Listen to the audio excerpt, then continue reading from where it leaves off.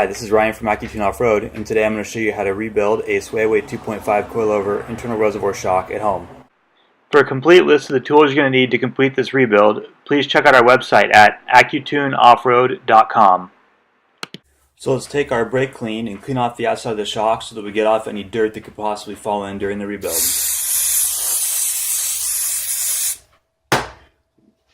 Even do the rod end just to make sure you get all the dirt off. We don't want anything falling in, especially when we put it back together all nice and clean. Step is to remove the 3 Allen screws from the bump cap using our 5/32 Allen wrench.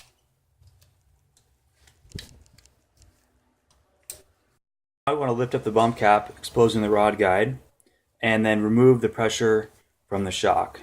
Now the pressure removed, we're going to push our bump cap down, exposing the snap ring. Warning: be sure that there is zero pressure inside of the shock before removing the snap ring. Now we're going to use our pick here to remove the snap ring. So we got that all tied up.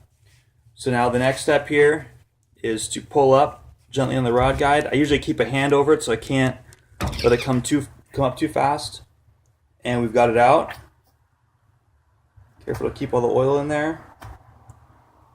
And then just give it a nice spin just to drain off all that oil. We're over here in the second vise. We're just going to quickly clean off any excess oil so we don't make a big mess.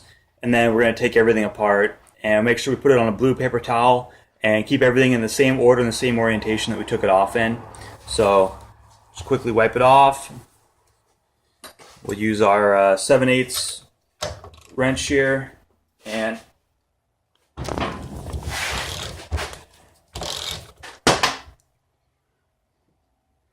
so then this is our rebound stack right here. We're going to pull it off.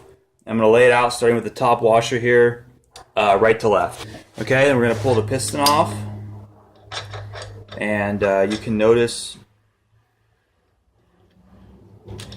the orientation here. This side goes back on, so we want to make sure we set that down on our paper towel just the exact same direction we got it off. This is our compression disc stack. We're going to lay it out right to left starting with the top. And then our washer. Also note this has an orientation. The very square edge on the inside goes up, the chamfered side goes down. And then this is our rod guide with all of our seals that we're going to be replacing. Be careful not to hit it on the threads on the piston rod when you pull it off. And then finally we have our bump up here with our wiper. And that's everything off the piston rod, and I'll show you how I've laid everything out. Everything has been laid out right to left in the same order and orientation that it was removed in. We've laid everything out. We've done our preliminary cleaning. Let's start taking all the seals off the rod guide. We're going to use our hook here and just stick it in there. Be careful not to scratch any aluminum surfaces and just start popping the seals out. Here we're going to go after the U-cup. Got to dig into it a little bit.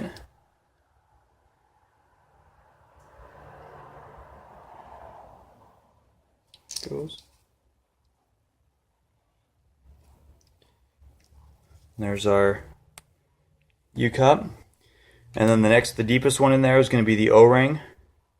Again, just use your pick. You can see in there, and just pull it out. So now we've taken all of our seals out of the rod guide, and we can do the same with our bump cap. Going to use the 45-degree pick. I'm going to do this one on the table. You kind of need to really get in there. But you can see here, just pried it out. Alright, now I'm going to go back through and clean everything some more with brake clean and fresh clean rags. Use a little, get down in those grooves if you can inside the rod guide and really get everything out of there and get everything looking new again. Now I've gotten everything cleaned up real well. And I'm going to go ahead and start putting the seals back in. So we can start with the wiper, and the lip on the wiper goes out. And just take it here, and then just pop it in. Alright, so that's the wiper. Then we'll do our O-ring.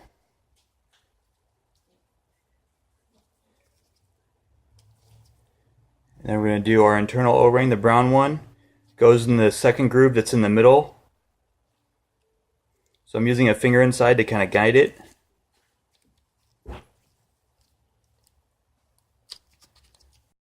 So now let's put the U-cup in. The U faces in towards the shock, so away from the screws.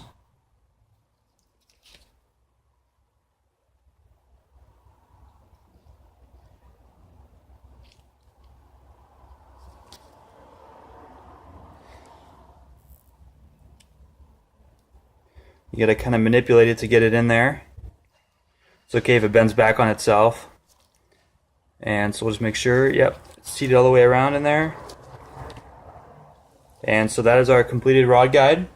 Now we'll put the piston back together. So this is the piston we've cleaned it. And so we got our new O-ring here. We'll put our new O-ring on it. And then we'll put our wear band back on it. That's all completed.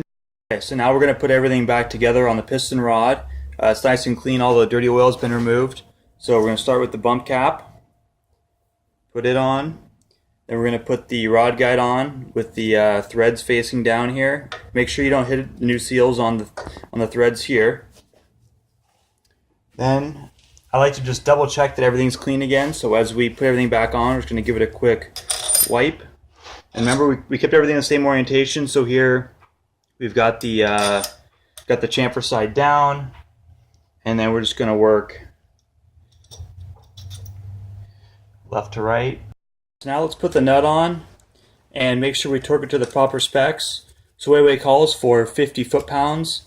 So we're going to make sure that we do that. Not properly torquing it can cause the nut to come loose, or it can actually impact the valving, so you won't have the proper results.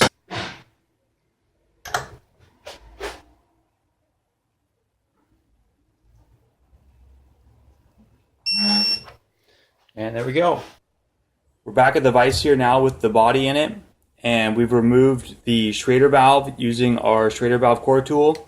And then we've also have our homemade 1/4-20 all thread with a fender washer and 2 nuts to remove the floating piston. So we're just going to screw that in here and just pull the floating piston right out.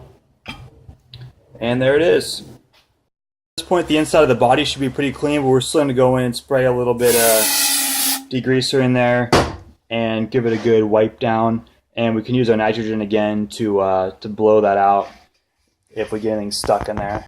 So this is our floating piston, and this is the orientation that it came out right here. And so we're going to just clean everything up and replace the seals just like we did in the rod guide. So I'm going to grab my pick here and just real carefully again, not to scratch anything, pop that seal off. And now I'm going to go clean up everything real well. Okay, so I've cleaned up the piston here, the floating piston, and replaced the O-ring. And then I've also greased the inside of the tube. I have some really low friction proprietary grease I use. You can use normal automotive grease, and if you don't have any grease, you can also use a little bit of oil and rub some oil on the O-ring here, and that'll be okay. But let's go ahead and put this back in again. The orientation is this way.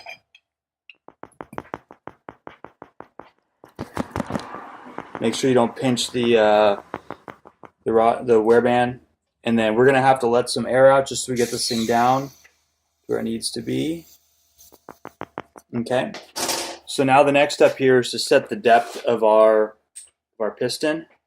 So we're going to put the rod guide all the way up here, and we're going to use our piston to set the depth of the floating piston.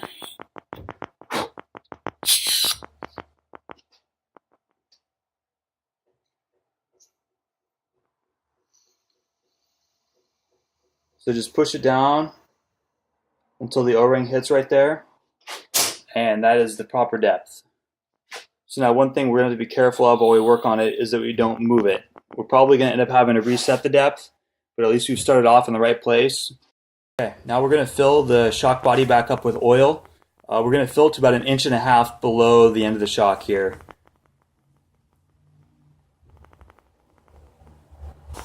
And now we're going to put the piston back in. And we're going to bleed all the air out of it. So make sure that you don't jam it in there too hard, or you're going to make a big old mess of oil. And then just slowly push it down to get all the air bubbles out. You want to be careful not to move that floating piston down there. If you feel, you'll feel it move. You'll feel the whole thing jerk down. And if that happens, then we'll need to reset it. Same with pulling up. Be careful. If you pull up too hard, you could spill the oil out. Just want to look for bubbles, and as soon as the bubbles stop, you're all set. So on mine, all the bubbles have stopped coming out. Doesn't take a whole lot of bleeding.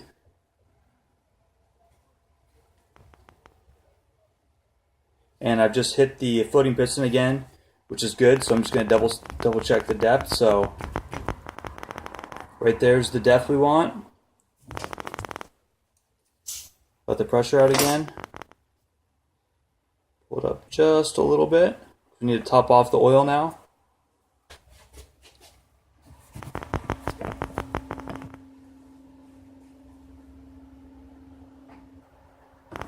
Alright, so now our oil is topped off, and we're going to let it go in just very gently again. You're going to see some oil come out. And just as the oil starts to come out, right when the O-ring is going in,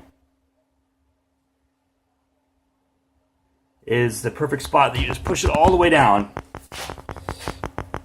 And now you're going to have to let the pressure out again.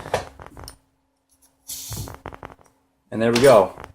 I take this time now to spray it out real good and get all the oil out of there. Last thing we want is the shock to be weeping later or have any oil residue on it, because then we might get confused and think that it's leaking.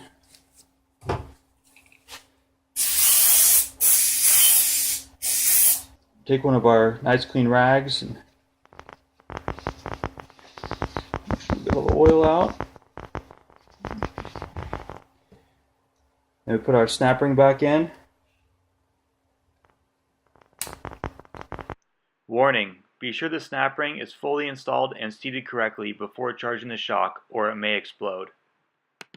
Okay, now we're ready to charge it. So we've got our snap ring in. We're double checking our snap rings in. We've cleaned it. Everything's good to go. Snap ring is seated all the way around. So now we're going to charge it to 200 psi.